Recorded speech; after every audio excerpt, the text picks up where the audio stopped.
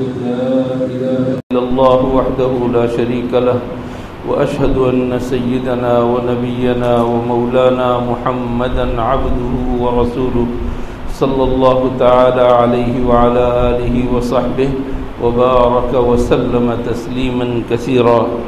أما بعد، فأعوذ بالله من الشيطان الرجيم. بسم الله الرحمن الرحيم. يا أيها الذين آمنوا كتب عليكم الصيام كما كتب على الذين من قبلكم لعلكم تتقون. وقال رسول الله صلى الله عليه وسلم: إذا كان أول ليلة من شهر رمضان صفدت الشياطين ومردت الجن وغلقت أبواب النار فلم يفتح منها باب وفتحت أبواب الجنة فلم يغلق منها باب ونادى مناد: يا باغي الخير أقبل ويا باغي الشر أقصر ولله عتقاء من النار وذلك كل ليلة. صدق الله مولانا العظيم وصدق رسوله النبي الكريم ونحن على ذلك من الشاهدين والشاكرين والحمد لله رب العالمين.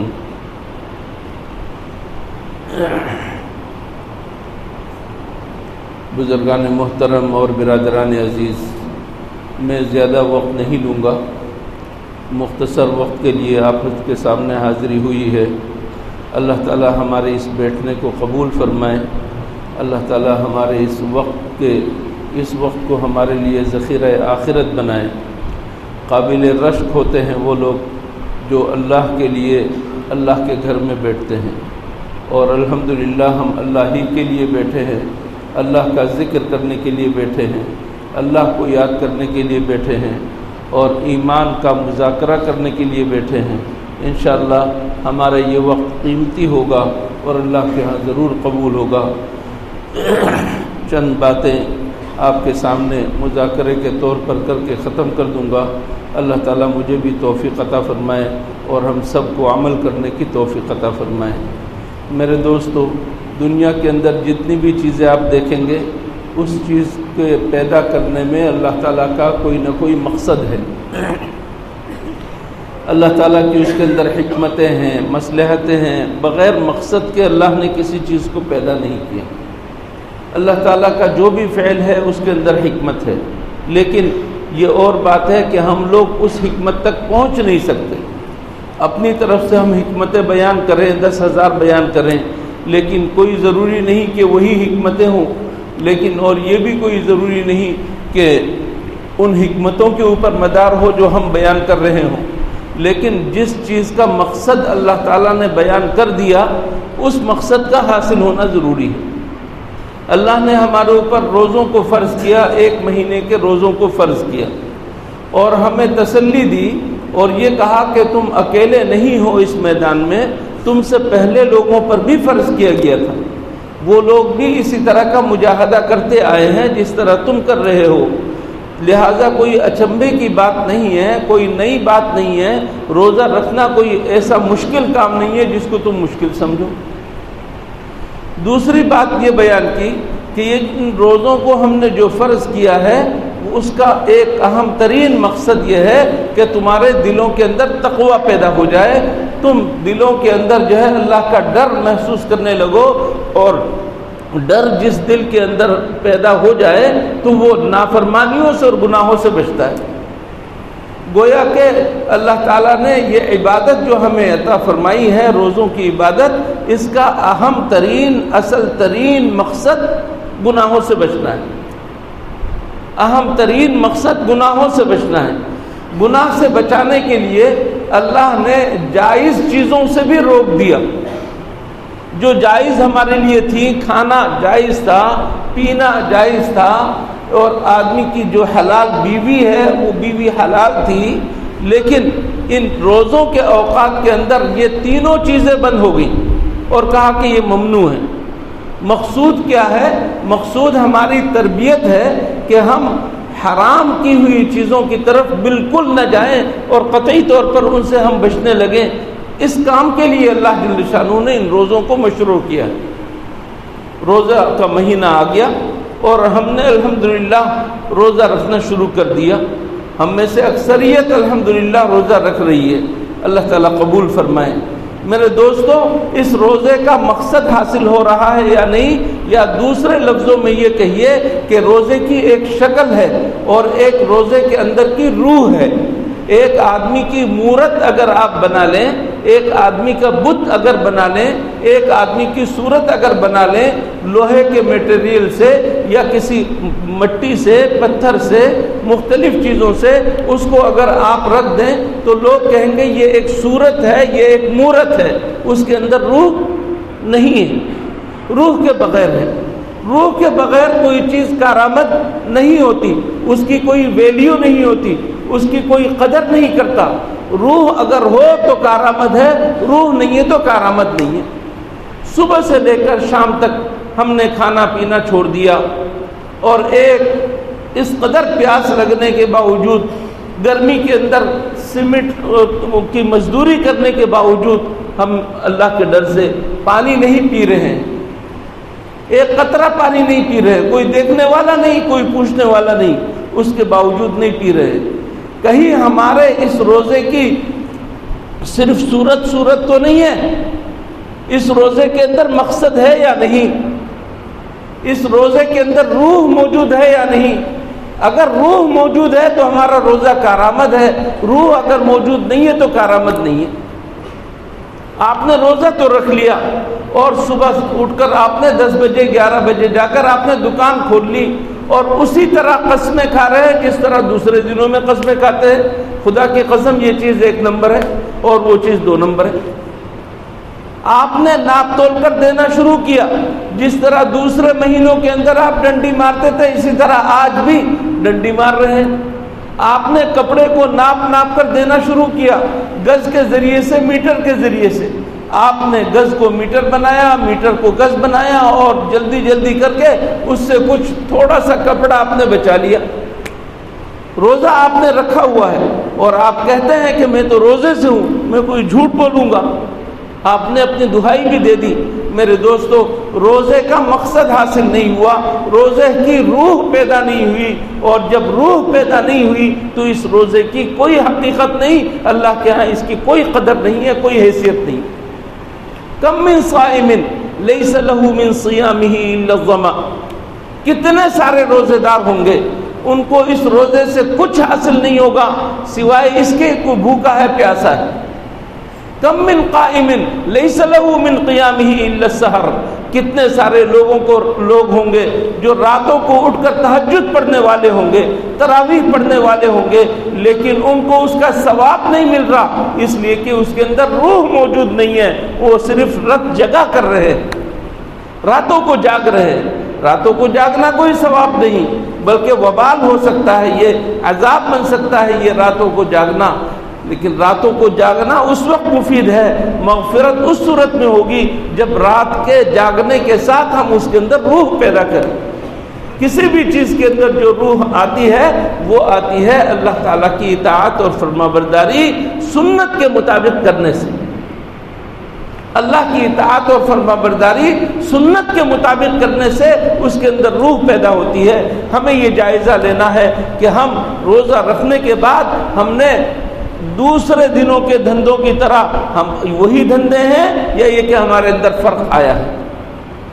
اگر فرق آیا ہے تو واقعی روزہ ہے، انشاءاللہ اللہ تعالیٰ نوازے گا اور خوب نوازے گا۔ میرے دوستوں اور بزرگوں، رمضان کا یہ مہینہ اللہ تعالیٰ نے ہمیں عطا فرمایا۔ آپ ذرا گن کر تو دیکھیں کتنے سارے لوگ ہیں رمضان کے ملنے سے پہلے رخصت ہو گئے، آخری دن بھی انتقال ہوا، اس سے پہلے بھی انتقال ہوا، اس سے پہلے بھی لوگوں کا انتقال ہوا۔ ہمارے کون سے سرخاب کے پر ہیں کہ اللہ تعالیٰ نے ہمیں رمضان تک پہنچا دیا اور ان کو رمضان تک پہنچنے نہیں دیا؟ یہ اللہ تعالیٰ نے ہمیں سعادت عطا فرمائی ہے، ہمیں سعادت عطا فرمائی ہے۔ ہمیں سب سے پہلے اپنا جائزہ لینے کی ضرورت ہے کہ ہم جو روزے رکھ رہے ہیں روزے کا مقصد حاصل ہو رہا ہے یا نہیں، یعنی دل کے اندر تقویٰ پیدا ہو رہا ہے یا نہیں، اخلاص پیدا ہو رہا ہے یا نہیں، اللہ کے لیے ہم کر رہے ہیں یا نہیں، یا لوگوں کو دھوکہ دینے کے لیے کر رہے ہیں، لوگوں کے ساتھ ساتھ خدا نخواستہ اللہ کو دھوکہ دینے کے لیے تو نہیں کر رہے۔ اور جب آپ دل کو ٹٹول کر دیکھ لیں واقعی ہم اللہ کے لیے کر رہے ہیں تو آپ کے کاموں میں فرق آنا ضروری ہے۔ آپ جھوٹی قسمیں نہیں کھائیں گے، آپ جھوٹا دھندا نہیں کریں گے، آپ ناپ تول میں کمی بیشی نہیں کریں گے، آپ شہوت پرستی نہیں کریں گے، آپ ناچ گانے نہیں دیکھیں گے، نہیں سنیں گے، آپ نامحرموں کی طرف نہیں جائیں گے، آپ نامحرموں سے بات چیت نہیں کریں گے، آپ فیس بک، واٹس ایپ اور دیگر فلمی جس قدر بھی ذرائع ہیں ان سب سے توبہ کریں گے، آپ کا روزہ کارآمد ہوگا، ورنہ آپ کے روزے کا مقصد حاصل نہیں ہوا۔ مقصد حاصل نہ ہو میرے دوستو، اس چیز کو برقرار نہیں رکھا جاتا، اس کو ختم کر دیا جاتا ہے۔ درخت سایہ نہ دے، درخت پھل نہ دے تو اس درخت کو بیکار سمجھا جاتا ہے، کاٹ دیا جاتا ہے۔ جانور دودھ نہ دے تو اس کو بیکار سمجھا جاتا ہے، اسے قصائی کے حوالے کر دیا جاتا ہے۔ روزے کا مقصد اللہ تعالیٰ نے رکھا ہے کہ تمہارے دلوں کے اندر تقویٰ پیدا ہو، اگر تقویٰ تمہارے اندر پیدا نہیں ہے تو روزہ نہیں ہے۔ روزہ اگر پیدا ہو گیا آپ کے اندر، واقعی روزے کی حقیقت آپ کے اندر آ گئی تو آپ کے لیے اللہ نے زبردست انتظام کر رکھے، زبردست۔ ایک ایک روزے دار کے منہ سے جو بو آتی ہے معدے کے خالی ہونے کی وجہ سے، گندگی کی وجہ سے نہیں، تو یہ بو اللہ کے نزدیک مشک سے زیادہ خوشبودار ہے۔ اللہ جل شانہ روزانہ جنت کو حکم دیتے ہیں اور سجاتے ہیں کہ میرے بندے تکلیف میں ہیں، مجاہدہ کر رہے ہیں، بھوک پیاس برداشت کر رہے ہیں، شہوت سے رک رہے ہیں، ان کے لیے تم تیار ہو کر رہو۔ جنت کو سجاتے ہیں اللہ جل شانہ۔ پہلی رات سے اللہ تعالیٰ کا ایک معمول شروع ہو جاتا ہے، اذا کان اول لیلۃ من رمضان صفدت الشیاطین ومردت الجن۔ جتنے بھی سرکش قسم کے جنات ہیں، جتنے بھی شیاطین ہیں بڑے بڑے، ان سب کو اللہ تعالیٰ زنجیروں میں جکڑ دیتے ہیں اور ان کو باندھ کر ڈال دیتے ہیں تاکہ انسان کو گمراہ نہ کر سکے۔ جہنم کے 8 دروازے ہیں، جہنم کے 8 دروازے ہیں، 8 دروازوں کو بند کر دیا جاتا ہے، کوئی دروازہ کھلنے نہیں دیا جاتا۔ جہنم کے 7 دروازے ہیں، جنت کے 8 دروازے ہیں، جنت کے 8 دروازے کھول دیے جاتے ہیں، جنت کے 8 دروازے کھول دیے جاتے ہیں اور لوگوں کو بلایا جاتا ہے، اللہ کی طرف سے فرشتہ آواز دیتا ہے، وَنَادَى مُنَادٍ يَا بَاغِيَ الْخَيْرِ أَقْبِلْ۔ اے وہ شخص جو دل کے اندر ارادہ کر رہا ہے کہ میں یہ نیک کام کروں، یہ نیک کام کرنا میرے لیے میں نے تمہارے لیے آسان کر دیا، آ جاؤ آگے بڑھو۔ ایک آدمی یہاں سے صدر جانا چاہتا ہے تو 10 دفعہ سوچتا ہے کہ میں کیسے جاؤں، کیونکہ ہر راستہ خراب ہے، ہر راستہ خراب ہے، سوچتا ہے کہ میں کیسے جاؤں، یہاں بھی گٹر لائن ہے، یہاں پر سڑکیں ٹوٹی ہوئی ہیں، آدمی کا ارادہ ڈاواں ڈول ہو جاتا ہے، اس وجہ سے نہیں جاتا۔ لیکن اگر کہہ دیا جائے کہ نہیں تمہارے لیے راستہ ہم نے بنا دیا ہے اور سب موٹر وے کی طرح بالکل برابر کر دیا ہے تو روز روز جانے کو جی چاہے گا۔ اللہ کہتا ہے کہ میں نے تمہارے لیے راستہ ہموار کر دیا ہے نیکی کی طرف آنے کے لیے، تم ایک ذرا ارادہ کرو اور پھسل جاؤ نیکی کے راستے کی طرف۔ یا باغی الخیر اقبل، اے خیر کے طلبگار آگے بڑھو، میں تمہارا استقبال کرنے کے لیے تیار ہوں۔ اور کہا جاتا ہے یا باغی الشر اقصر، اے برائی کے طلبگار، گناہ کے طلبگار، گناہ کرنے والوں، راتوں کو تاش پھینٹنے والوں اور جوا کھیلنے والوں، بدکاری کرنے والوں، فلمیں دیکھنے والوں، اب باز آ جاؤ، یہ وقت اس کام کے لیے نہیں۔ یا باغی الشر اقصر، اے شر کے طلبگار باز آ جاؤ، باز آ جاؤ، یا باغی الشر اقصر۔ فرمایا وَلِلَّهِ عُتَقَاءُ مِنَ النَّارِ، اللہ جل شانہ جہنم سے آزادی دیتے ہیں، بے تحاشا آزادی دیتے ہیں، جہنم سے نکال دیتے ہیں۔ جن لوگوں کے لیے جہنم واجب ہو گئی سال بھر میں، اللہ جل شانہ ان کو پروانے عطا کرتے ہیں کہ جہنم سے نکل جاؤ۔ اور فرمایا یہ پہلی رات سے شروع ہوتا ہے اور آخر رات تک یہ سلسلہ چلتا رہتا ہے۔ وَذَلِكَ كُلَّ لَيْلَةٍ، وَذَلِكَ كُلَّ لَيْلَةٍ، ہر رات اللہ کی طرف سے یہ سارا معاملہ ہوتا ہے۔ جنت کے دروازے کھول دیے جاتے ہیں، جہنم کے دروازے بند کر دیے جاتے ہیں، شیاطین کو بند کر دیا جاتا ہے، جہنم سے آزادیاں ملتی ہیں، نیکی کرنے والوں کے لیے آسانی کر دی جاتی ہے، برائی کی طرف جانے والوں کو روک دیا جاتا ہے اور ان کو منع کیا جاتا ہے، ان کے لیے برائی سے رکنا آسان ہو جاتا ہے۔ اللہ تعالیٰ نے صورت پیدا کر دی ہے۔ دیکھ لیجئے دوسرے دنوں میں نمازی کتنے ہوتے ہیں اور آج رمضان میں کتنے ہیں، آپ اندازہ لگا لیجیے۔ دوسرے دنوں میں فجر کی نماز میں کتنے ہوتے ہیں، آج رمضان میں کتنے سارے نمازی ہیں۔ یہ اللہ تعالیٰ نے نیکی کا راستہ آسان کر دیا ہے۔ میرے دوستو، اللہ جل شانہ کو زبردست غیرت ہوتی ہے۔ ایک آدمی کی ایک بیوی ہے یا ایک بیٹی ہے یا ایک ماں ہے یا ایک بہن ہے، اگر ان میں سے کوئی خدا نخواستہ کسی بے غیرتی کے کام میں مبتلا ہو جائے تو یہ آدمی کیا کرتا ہے، غصے میں آ جاتا ہے، غیرت کا اظہار کرتا ہے، کبھی ان کو مار ڈالتا ہے، کبھی اپنے آپ کو مار ڈالتا ہے۔ کیوں؟ غیرت ہے۔ کیوں؟ اس لیے کہ میرے گھر کی عورتوں نے ایسا کام کیوں کیا، اس کو غیرت آتی ہے، غصہ آتا ہے۔ اللہ کے رسول صلی اللہ علیہ وسلم فرما رہے ہیں کہ دنیا کے اندر حرام کا ارتکاب کرنے والے جتنے لوگ ہیں، اللہ تعالیٰ کو ان کے اوپر غیرت اس سے زیادہ ہے جو آپ کو اپنے گھر والوں کی گھر کی عورتوں کے اوپر غیرت ہوتی ہے، اس سے زیادہ اللہ تعالیٰ کو غصہ آتا ہے اور غیرت ہے اللہ کے اندر۔ اندازہ لگائیے گناہ کس قدر خطرناک چیز ہے، کس قدر خطرناک چیز ہے۔ میرے دوستو، میں آپ کا زیادہ وقت نہیں لوں گا، صرف یہ عرض کرنا ہے کہ رمضان آپ کے اور اللہ کے درمیان، آپ کے اور اللہ کے درمیان ایک معاہدہ والا مہینہ ہے، معاہدہ والا مہینہ ہے۔ رمضان اللہ دے رہا ہے یہ معاہدہ کر کے کہ میرے بندے تم میرے لیے روزہ رکھو گے اور گناہوں سے بچو گے، اور آپ نے وعدہ کیا کہ ہے اللہ میں روزہ رکھوں گا اور گناہوں سے بچوں گا۔ بس اس معاہدے کو پورا کرنا ہے، اس معاہدے کو پورا کرنا ہے۔